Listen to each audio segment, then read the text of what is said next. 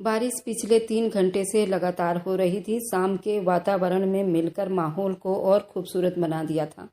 ऐसे में आराधना चुपके से अपने कमरे से बाहर निकली। उसे ध्रुव से मिलने जाना था। उसे शायद कोई ज़रूरी बात बतानी थी।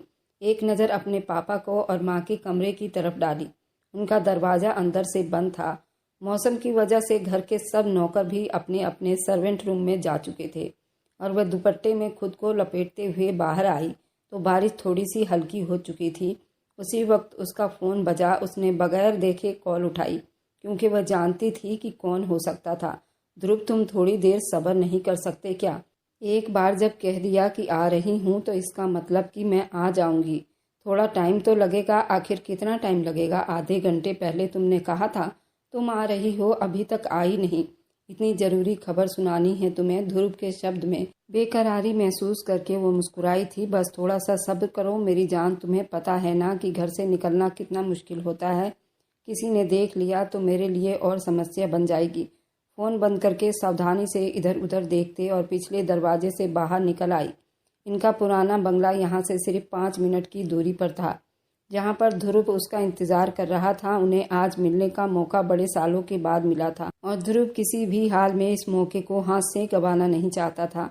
इसलिए उसने ये बात करके आराधना को मिलने के लिए बुला लिया। वे बाहर निकलकर भी सावधानी से इधर उधर देखती रही।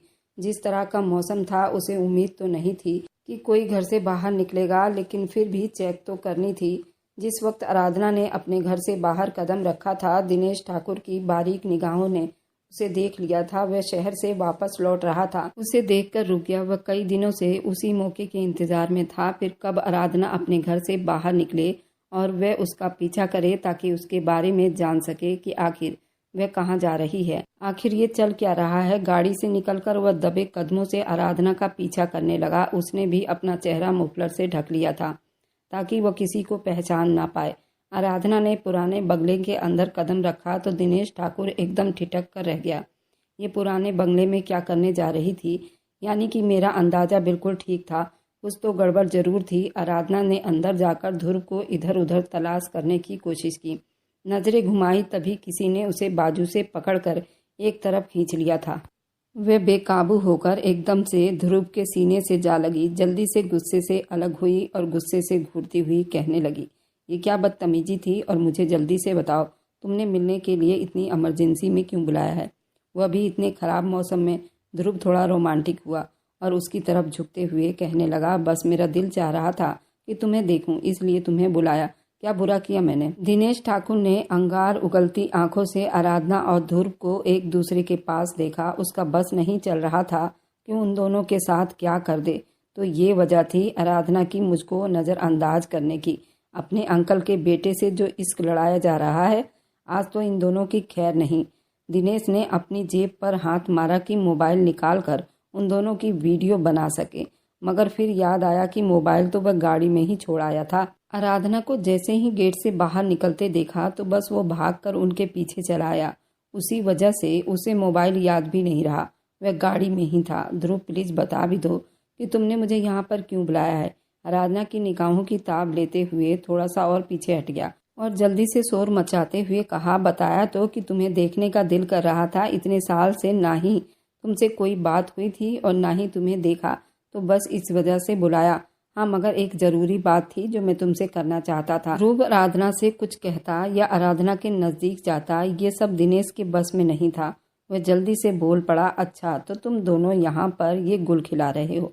गुस्से भरे शब्दों में बोलता हुआ जैसे ही आगे आया तो वह दोनों दिनेश को देखकर घबरा गए और जल्दी से एक दूसरे से दूर हुए। आराधना ने रोती निगाहों से दिनेश को देखा। दिनेश को पता चलने का मकसद ये था कि पूरे परिवार, पूरे गांव में बात फैल जाती। परेशान तो ध्रुव भी हो गया था, मगर उसने जल्दी अपने आप को संभाल लिया और दिनेश को देखते हुए कहने लगा, हम दोस्त हैं और आपस में बात कर सकते हैं। तुम्हें क्या समस्या है?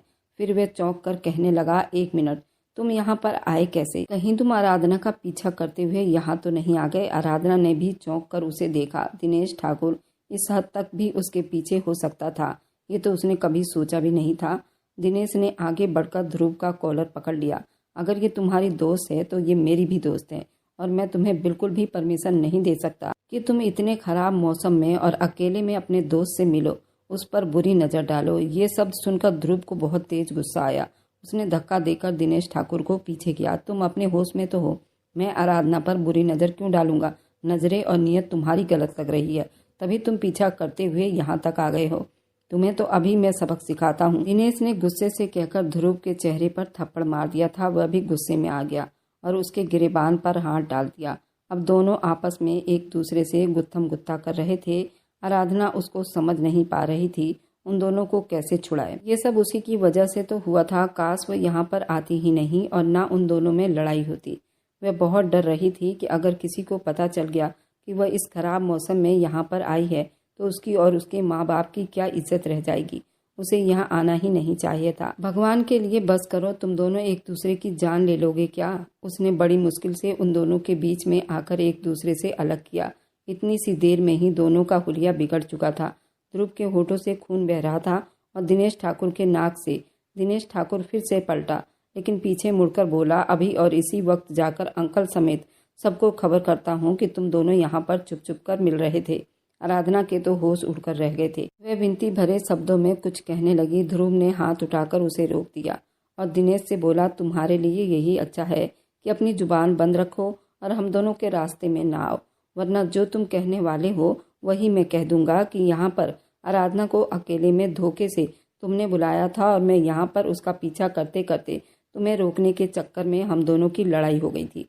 दिनेश ने फटी फटी निगाहों से उसको देखा और कहा, तुम जानते हो कि ये झूठ है और कोई तुम्हारी बात पर यकीन नहीं करेगा। ध्रुव अब उसकी कमजोरी पकड़ चुका था। मजे से सर हिलाते हुए कहने लगा, हाँ, लेकिन जब आराधना गवाही देगी कि जो मैंने कहा वही सच है तो फिर सोचो कौन यकीन नहीं करेगा। दिनेश समझ गया था कि बाहर जाकर शोर मचाने और फालतू कुछ कहने का कोई फायदा ही नहीं। उसे आराधना को हासिल करने के लिए दूसरा रास्ता ही अपनाना होगा। कुछ दिन के बाद की बात थी जब आराधना की माँ ने आकर आराधना को खबर दी, तुम्हारे अंकल और आंटी आ रहे हैं। भगवान के लिए मुझे तो लगता है कोई और ही समस्या है। आराधना ने उलझकर पूछा, कैसी समस्या? तो वे अक्सर आते ही रहते हैं। मम्मी ने नामे सिर हिलाया। नहीं, लेकिन आज उनका आना किसी और मकसद के लिए है। खैर तुम फिक्र मत करो, मैं संभाल लूंगी। आराधना का दिल डूब गया। मम्मी जी, जो मैं समझ रही हूँ क्या वही बात है? वो मेरे रिश्ते के लिए आ रहे हैं? आराधना की माँ ने अपने होंठों को दबा लिया। मुझे यही लग रहा है कि दिनेश के लिए तुम्हारा हाथ मांगने आ रहे हैं। और ये सुनकर आराधना सोच में पड़ गई। माँ, तो आप क्या करेंगी? पापा का फैसला क्या होगा? माँ प्लीज, मुझे दिनेश जैसे इंसान के साथ शादी नहीं करनी। माँ ने उसके सर पर हाथ रखा और कहा, तुम फिक्र मत करो, मुझे मालूम है कि मुझे क्या जवाब देना है। अगर वह दिनेश के बजाय रवीश का रिश्ता लेकर आते हैं तो फिर कुछ और सोचा जा सकता है। दोनों भाई हैं, लेकिन उन दोनों में जमीन आसमान का फर्क है। लेकिन देखते हैं आखिर क्या बात है। अब गहरी सांस भरकर वह वहां से चली गई और नौकर को समझाने लगी। आराधना अपने कमरे में आ गई। इधर से उधर टहलते हुए वह सख्त परेशान दिखाई दे रही थी। उस दिन के बाद से ध्रुव से भी कोई बातचीत नहीं हुई थी। 1 घंटे के बाद नौकरानी ने आकर उसे खबर दी, आपके अंकल और आंटी आ चुके हैं। तो जल्दी से वह नीचे भाग आई। बैठक में जाने के बजाय वह बाहर खड़ी रही ताकि अंदर से आने वाली आवाज़ सुन सके। उसकी माँ का अंदाजा बिल्कुल ठीक निकला था। अंकल आंटी अपने बेटे दिनेश के लिए आराधना का हाथ मांगने आए थे। दिनेश आराधना के पापा का जिगरी दोस्त का बेटा था। आराधना का दिल धड़कने लगा। उसकी मम्मी राजी नहीं थी, लेकिन फैसला तो पापा का ही होना था। उसने अपने कानों से अपने पापा की आवाज़ को सुनी, जो अपने दोस्त से कह रहे थे कि अजय, मुझे माफ़ कर दो, लेकिन हम दिनेश के साथ अपनी बेटी आराधना की शादी नहीं कर सकते, क्योंकि मैंने आराधना का रिश्ता पहले ही तय कर दिया। ये सुनकर जहां अंकल चौंके थे, वहीं आराधना के कदमों तले से जमीन निकल गई थी कि पापा ने अचानक और उसे बगैर पूछे उसका रिश्ता कहाँ पर तय कर दिया है। अजय, मैं आपको इस बारे में बताने ही वाला था। आराधना की मम्मी की सहेली है। उसका बेटा ध्रुव को तो आप अच्छे से जानते हैं, कितना अच्छा लड़का है। 1 हफ्ते पहले ही उसके पापा ने ध्रुव के लिए मेरी बेटी आराधना का हाथ मांगा है। मैंने उनको हाँ कर दी है, लेकिन ये बात अभी हम दोनों के बीच में ही है। हमारी पत्नियों तक को भी ये खबर नहीं है। आपके सामने ही मेरी पत्नी को भी ये बात पता चल रही होगी, क्योंकि मैं चाहता था कि जब वो मेरी बेटी के लिए रिश्ता लेकर आएंगे तभी सारे परिवार को बताया जाएगा। आराधना का दिल कर रहा था वह उधर ही खुशी के मारे भंगड़ा करने लग जाए। उसके दिल की इच्छा अपूरी हो गई थी। बगैर किसी मुश्किल परेशानी के उसके मनपसंद जीवन साथी उसे मिल रहा था, उसे और क्या चाहिए था। वह जल्दी अपने कमरे में भागी ताकि वह भगवान का धन्यवाद कर सके। आराधना और ध्रुव की अब शादी की तारीख रखी जा चुकी थी। आराधना के मम्मी और पापा शादी की शॉपिंग करने में बिजी थे। वह घर में अकेली थी जब नौकरानी ने आकर उसे खबर दी कि ड्राइंग रूम में दिनेश आकर बैठा हुआ है। आराधना को बहुत गुस्सा आया कि अब उसके आने की कोई वजह नहीं बनती तो वह क्यों आया है। खैर, अब उसे जाकर देखना तो था कि जैसे उसने ड्राइंग रूम में कदम रखा, दिनेश गुस्से में आगे बढ़ा और उसके बाजू को दबोचते हुए कहा, तुमने मेरा रिश्ता ठुकराकर ध्रुव के लिए हाँ क्यों किया। आराधना ने एक झटके से अपना बाजू छुड़वाया और उसको पीछे धक्का देते हुए कहने लगी, मुझसे थोड़ी तमीज से बात करो और थोड़ा दूरी बनाकर। शायद तुम भूल गए हो कि औरतों और लड़कियों से कैसे बात की जाती है। दिनेश ने बदतमीजी से उसे देखा और कहा, तुम जैसी लड़की के साथ ऐसा ही व्यवहार रखना चाहिए जो चोरी छुपे जाकर लड़कों से मिलती हैं। आराधना ने उंगली उठाकर उसे वार्निंग दी, तुम्हें जो बात करनी है वह करो और यहाँ से जाओ। फालतू की बात अगर की तो मुझसे बुरा कोई नहीं होगा। दिनेश ने 2 कदम आगे बढ़ते हुए फिर से अपना सवाल दोहराया, तुमने मेरे रिश्ते को ठुकराकर ध्रुव से रिश्ता क्यों जोड़ा। क्या है उसके पास सिवाय 2 वक्त की रोटी। वह तुम्हें कुछ नहीं दे सकता। ना तो उसके पास जमीन और जागीर है और ना ही कारोबार। मेरे पास किस चीज़ की कमी है। क्या नहीं है मेरे पास। घर, गाड़ियाँ, जमीन जायदाद, रुपया पैसा, सब कुछ मेरे पास है। आराधना ने उसकी बात काट कर कहा, मोहब्बत मुझे ध्रुव से है और यही वजह है कि मैं उससे शादी कर रही हूँ और मेरा ख्याल है कि मैं तुम्हें तुम्हारे सवाल का जवाब दे चुकी हूँ, तो तुम जाओ यहाँ से। अब की दिनेश ने अपना व्यवहार बदलकर थोड़ी लचक दिखाई और कहने लगा, आराधना मेरी बात को समझो। तुम उसकी बातों में आकर उसका शिकार बन रही हो। मोहब्बत मैं भी तुमसे करता हूँ, तुम बस उसके रिश्ते से मना कर दो। वह कुछ ज़्यादा ही पास आ गया था और आराधना का हाथ पकड़कर मोहब्बत की भीख मांगने लगा। बस यही आराधना के सब्र ने जवाब दे दिया था, तुम यहाँ से जाओगे या मैं गार्ड को बुलाऊं। तो अब तुम गार्ड को बुलाओगी, जाओ बुलाओ। मैं भी देखता हूँ कि तुम क्या करती हो। अगर तुमने मुझसे शादी के लिए हाँ ना की तो मैं तुम्हें बर्बाद कर दूंगा। दिनेश गुस्से में अपना आपा खो बैठा था। आराधना को मजबूरन गार्ड को आवाज़ देनी पड़ी, उसको लेकर जाओ और बंगले से बाहर करो और जब तक मेरी शादी नहीं हो जाती ये आदमी मुझे हवेली के आसपास भी नज़र नहीं आना चाहिए। वह वार्निंग देकर वहाँ से अपने कमरे में चली आई और खिड़की से देखा कि कैसे गार्ड उसे धक्के देकर बाहर निकाल रहे थे। वह बिल्कुल भी अपने अंकल के बेटे के साथ ऐसा व्यवहार नहीं करना चाहती थी, मगर दिनेश के व्यवहार ने उसे मजबूर कर दिया था कि वह ऐसा ही करे। शहनाइयों की आवाज़ दिनेश के कानों के पर्दे फाड़ रही थी। ये शहनाइयाँ सामने वाले बंगले में गूंज रही थी। आज आराधना की मेहंदी की रस्म थी। दिनेश ने गुस्से में अपने कमरे का तहस नहस कर दिया था। आज तक ऐसा नहीं हुआ था कि जो उसने चाहा और उसे ना मिला हो, लेकिन अब जिंदगी में पहली बार उसे मुंह की खानी पड़ी थी तो उसे बर्दाश्त नहीं हो रहा था।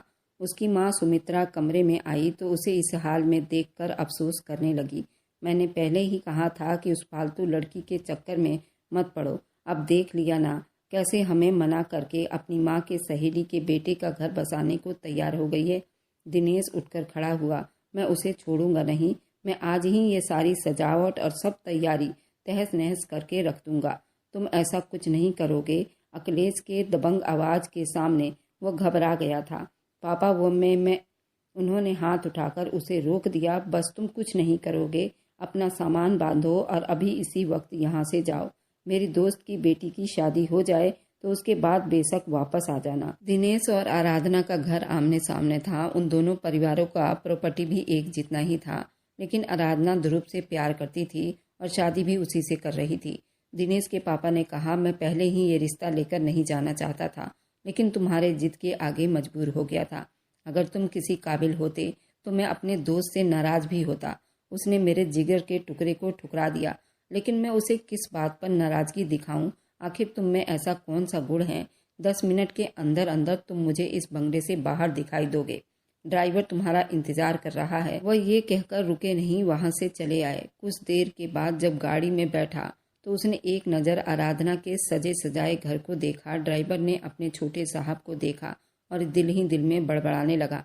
छोटे साहब को ये हकीकत स्वीकार कर लेनी चाहिए कि आराधना उनकी किस्मत में नहीं है, मगर वह क्या जानता था कि किस्मत आराधना के साथ कितना बड़ा खेल खेलने जा रही थी। गहरे लाल रंग का लहंगा पहने हुए नज़र लग जाने की हद तक खूबसूरत लग रही थी। और कैसे न लगती, आज का दिन तो खास दिन था। उसकी बरसों पुरानी इच्छा पूरी होने जा रही थी। वह खूब सजना और संवरना चाहती थी ताकि अपने पिया के मन को भा जाए, मगर ध्रुव तो पहले ही उसका दीवाना था।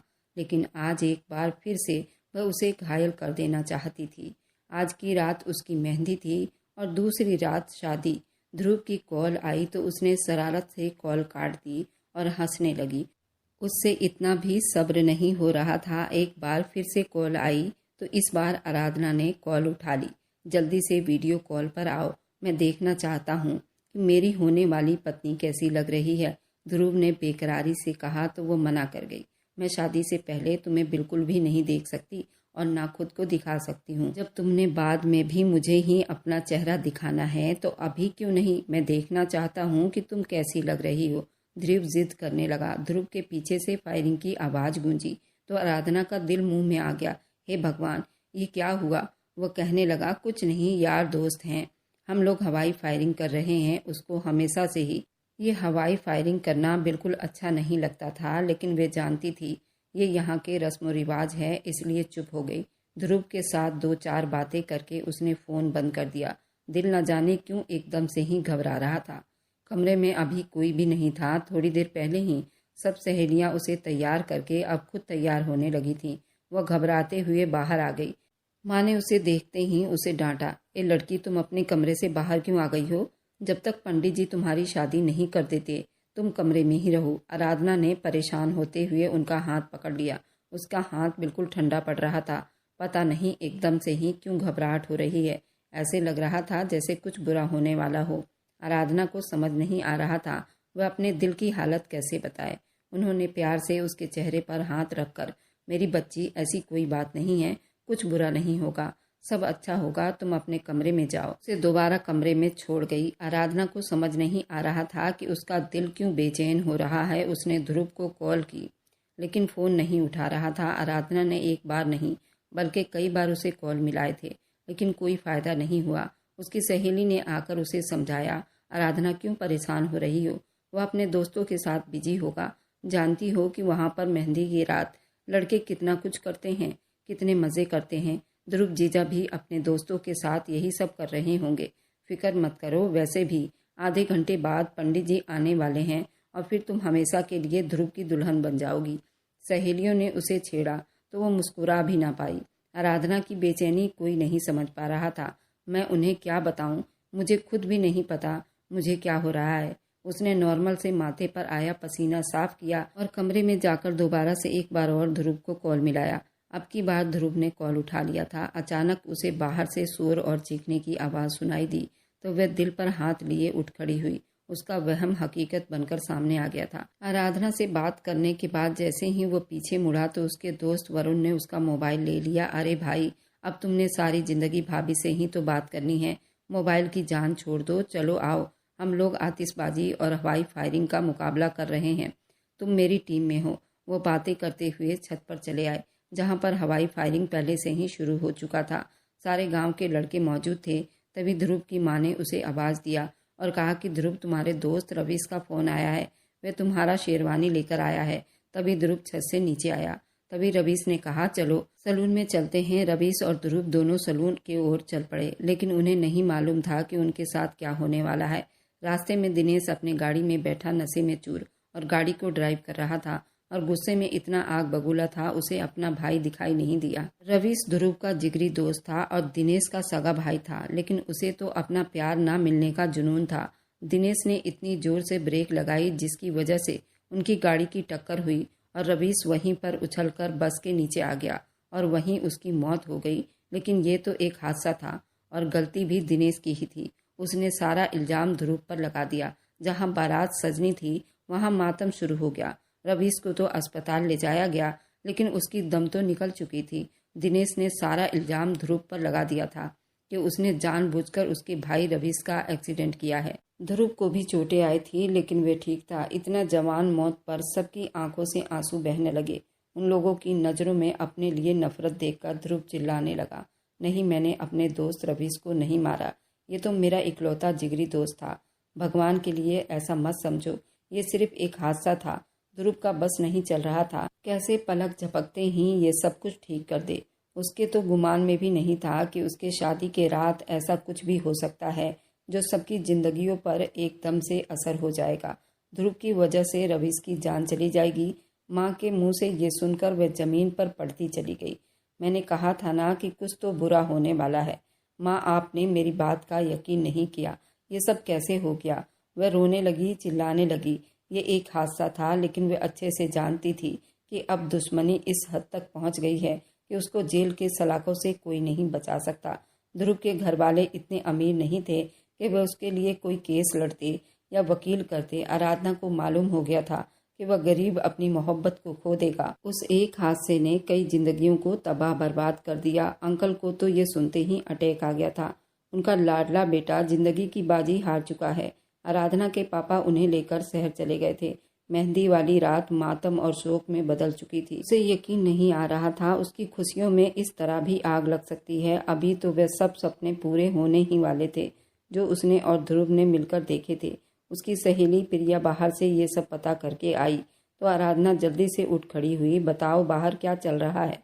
प्रिया अफसोस से बताने लगी, तुम्हारे पापा तो अस्पताल में होंगे, लेकिन उनका बेटा दिनेश वापस आ चुका है। आराधना को दिनेश के वापस आने या जाने से कोई मतलब नहीं था। उसने बेचैनी से ध्रुव के बारे में पूछा, मुझे बताओ कि वो कैसा है और किस हाल में है, उनके घर पर क्या हो रहा है? प्रिया ने गम में डूबी आवाज में कहा, ध्रुव का तो कुछ मत पूछो, उसका हाल तो बहुत बुरा हो गया है। दिनेश ने आते ही उस पर इल्जाम लगा दिया है कि वह अपने भाई का बदला ध्रुव से लेकर रहेगा।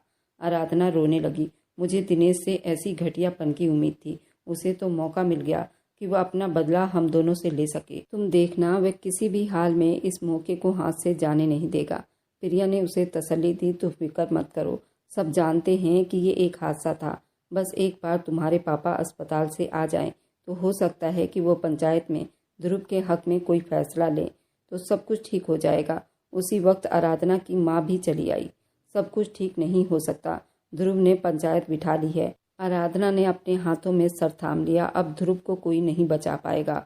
दिनेश उसे नहीं छोड़ेगा। माँ, मैं ध्रुव को यूं नहीं देख सकती। वह दीवानों की तरह उठकर खड़ी हुई। वह अपनी माँ के कंधे को पकड़कर कहने लगी, आप पापा को बुलाइए, उन्हें कहिए कि ध्रुव के घर जाकर ध्रुव की जमानत ले ले, मेरे ध्रुव को छुड़वा दे। माँ ने आराधना को गले से लगा लिया। मेरी बच्ची, मैं मजबूर हूँ, मैं अभी तुम्हारे पापा को यहाँ पर नहीं बुला सकती। वह इस वक्त अपने दोस्त के पास हैं और तुम्हारे अंकल को उनकी ज़्यादा ज़रूरत है। मैं किस मुंह से ये कहती अच्छी लगूंगी कि मेरे सहेली के लड़के को बचा लो और अपने दोस्त को वहाँ पर मरने के लिए छोड़ दो। माँ की बात भी ठीक थी, वह भी अपनी जगह सही थी।